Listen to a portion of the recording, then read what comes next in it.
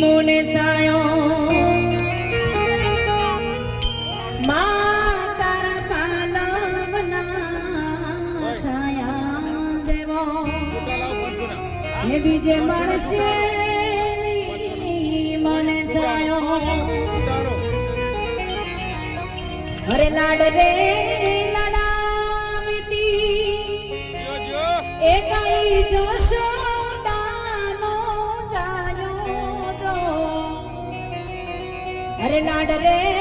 લડાવતી એકાઈ જશોદાનો જાયો જો